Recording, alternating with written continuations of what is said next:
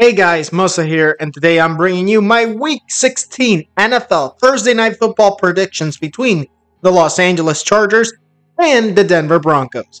Now, without further ado, let's get started. Now, let's kick it off with the injury report of the Los Angeles Chargers, starting with tight end Will Dissly with a shoulder injury and cornerback Cam Hart with a concussion, both out for the game. Then moving on to cornerback Elijah Molden, who can also play safety, who is doubtful with a knee injury. Then we move on to tight end Hayden Hurst with a hip injury, offensive lineman Zion Johnson with an ankle injury, defensive lineman Otito Ogbonia with a pelvis injury, linebacker Denzel Perryman with a groin injury, all questionable for the game. Then moving on to cornerback Christian Fulton with a knee injury and quarterback Justin Herbert with an ankle injury. Now, when it comes to those two, they're going to play. But questionable players, only Otito will not be playing. I don't think he'll end up making the list. He'll be on the injured reserve for the entire game. The same would go for Elijah Molden. I think he will indeed be replaced by Marcus May in this game. And honestly, it's going to be a tough defensive matchup for the Chargers.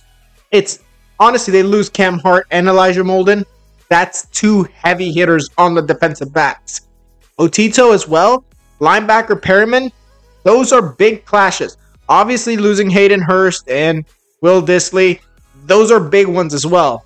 But I feel like losing the other guys on defense is going to be a lot tougher because they're facing off against this Denver offense led by Bo Nix, who is going to roll over the Los Angeles defense. And realistically, that is the biggest hurt for the Los Angeles Chargers when it comes to injuries. Now, moving on to the offense of the Los Angeles Chargers, starting with quarterback Justin Herbert, running back Gus Edwards, fullback Scott Matlock, wide receiver Ladd McConkey, Quentin Johnston, and Joshua Palmer. Stone Smart will be the tight end, left tackle Rashawn Slater, left guard Zion Johnson, but if he cannot go, Jordan McFadden will take over. Then we get Bradley Bozeman at center, Trey Pipkins III at right guard, and right tackle Joe Alt. Now, when it comes to the Chargers offense, honestly, I'm not that worried about them. Like, you got McConkey, you got Palmer. Quentin Johnson is a little bit of a hurt for them because I feel like he's not the receiver they wanted out of him. Obviously, Gus Edwards is a beast of a running back, so that's going to be good. J.K. Dobbins, if he plays, there's another guy. Justin Herbert will get the ball out to his receivers, no doubt in my mind. Stone Smart, also a decent tight end. Offensive line-wise, if Johnson is not there, that is going to hurt the interior offensive line of the Los Angeles Chargers, although it will still be a decent offensive line that will give Justin Herbert enough time to throw the ball and open up the holes for Gus Edwards. So I'm not really that worried for the LA offense. Now, moving on to the defense of the LA Chargers, starting with defensive end Morgan Fox and Poona Ford, nose tackle Otito Ogbonia, I think that's how you say it, and he'll be replaced by Tyreek Hart, just in case he doesn't play. And then we get weak side linebacker Joey Bosa, inside linebackers Dyjan Henley and Denzel Perryman, but if Perryman cannot go, Troy Dye will take over. Strong side linebacker, we got Khalil Mack, Dean Leonard and Christian Fulton will be the corners, and the free safety Elijah Molden. If he cannot go, Marcus May will take over, with strong safety being Derwin James. Now, when it comes down to it, I think that this defense is going to do an alright job, even though they are massively injured. Now, honestly, you're going up against a tough Denver offense. So, honestly, I expect a lot from the defensive line. Even with Hart in there, I really see a decent offensive line, but now the problems come in the secondary and the linebacking core. Troy Dye, will he be a good replacement for Perryman? He's been alright. But then you get Marcus May coming in for Elijah Molden. Is he going to be a good replacement for him? And then you also got Cam Hart coming out of the game, and you get Dean Leonard coming in. There's also that. So I'm really expecting the problems to be more in the secondary and linebacking core rather than in the defensive line. Obviously, you got Joey Bosa and Khalil Mack blitzing on each side, but honestly, I'm thinking that there's going to be some deep throws from Bo Nix in this game. Now, moving on to the Denver Broncos injury report, starting with cornerback Riley Moss with a knee injury and running back Jaleel McLaughlin with a quad injury, both out for the game.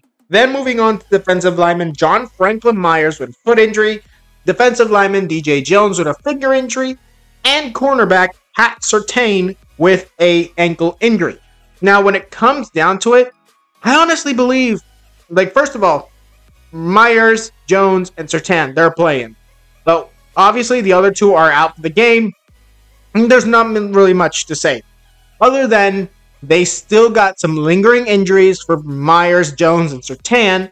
And you got Riley Moss not being in the game. Now, honestly, Jaleel McLaughlin isn't a starter, so it's not really that relevant on the offense. So I'm imagining that this loss on corner, you still got Pat Surtain on the other side, but you're losing your other corner. And that's what's going to hurt when it comes to the Denver Broncos in this game, due to the fact that they lost one of their top corners in Riley Moss. So the defense is going to suffer more than the offense in this game, but it's not going to hurt them against the Chargers because it's the Chargers. Now, moving on to the offense of the Denver Broncos, starting with quarterback Bo Nix, running back Javonte Williams, Michael Burton at fullback, wide receivers Cortland Sutton, Devon Vele, and Troy Franklin. Tight end will be Adam Troutman, left tackle Garrett Bowles, Ben Powers at left guard, Luke Wattenberg at center, Quinn Miners at right guard, and Mike McGlinchey at right tackle. Now, when it comes to this offensive line, I'm trusting them. They have honestly been one of the most decent offensive line of this season. And honestly, they protected Bo Nix enough. They've opened the holes for Williams. I honestly think that they'll do a good job in this game. Troutman, all right for the dink and dunk passes.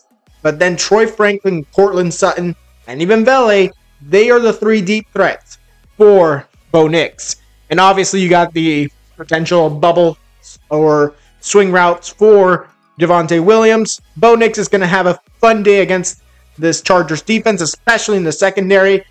So some deep throws for Bo Nix. And hopefully he doesn't get rattled by Joey Bosa or Khalil Mack. Because if he does, that's going to make him make mistakes. And that's going to give the Chargers an edge over the Denver offense. Now moving on to the defense of the Denver Broncos, starting with defensive ends Zach Allen and John Franklin Myers, nose tackle DJ Jones, Nick Bonito at weak side linebacker, inside linebackers Justin Snart and Cody Barton, with strong side linebacker Jonathan Cooper, Pat Surtain at corner with Damari Mathis at corner as well.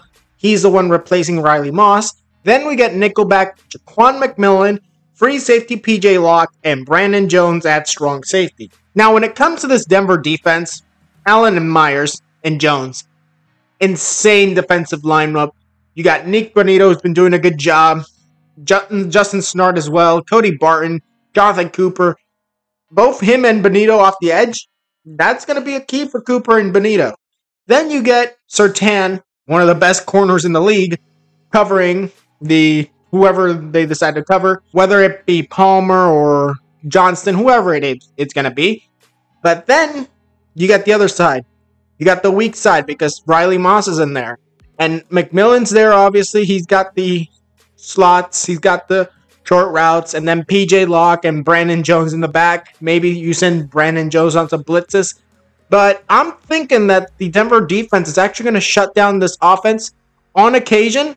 But honestly, it's going to be tough because that Chargers offense, led by Justin Herbert, is going to be tough against the Denver defense. Now, in conclusion, I have the Denver Broncos winning 27-24, game-winning touchdown by Cortland Sutton. I think that this is going to be a matchup to end in the final seconds. And afterwards, they get the ball back, LA. They got a chance to come back and tie this game.